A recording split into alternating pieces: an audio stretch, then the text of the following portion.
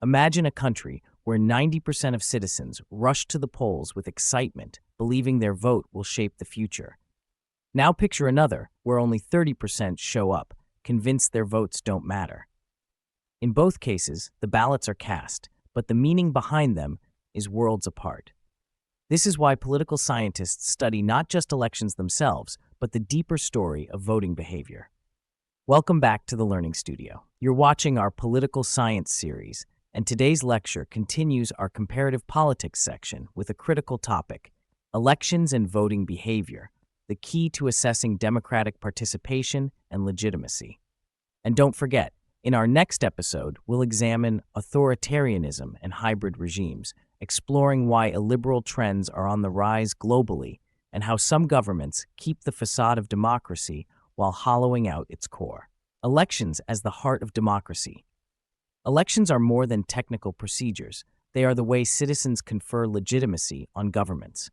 Free and fair elections allow peaceful transfers of power, resolve conflicts, and hold leaders accountable. But not all elections are equal. In some countries, elections are competitive and fair. In others, they are manipulated to secure authoritarian rule. Voting behavior. Why do people vote the way they do? Political scientists study voting behavior to uncover patterns such as sociological factors, class, religion, ethnicity, and community ties shape preferences. Psychological factors, party loyalty, candidate charisma, and trust in institutions influence decisions.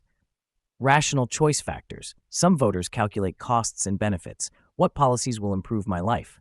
Contextual factors. Media, campaign strategies, and political scandals often swing votes at the last minute. Why turnout matters.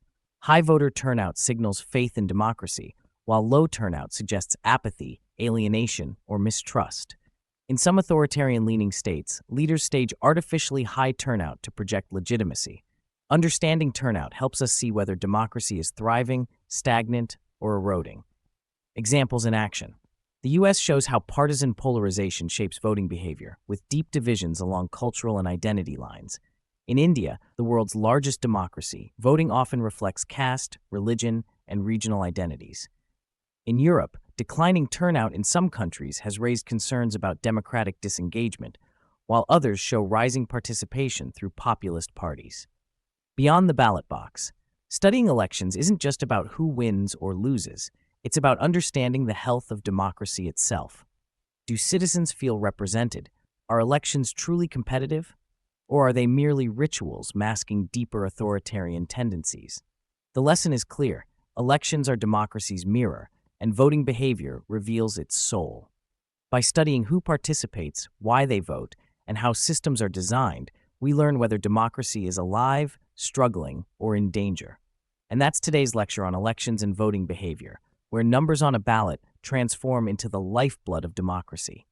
In our next episode, we'll confront the darker side of politics, authoritarianism and hybrid regimes. How do some leaders weaken democracy while keeping its appearance? And why are liberal trends gaining ground across the globe today? This is the Learning Studio, where learning never stops. See you in the next episode.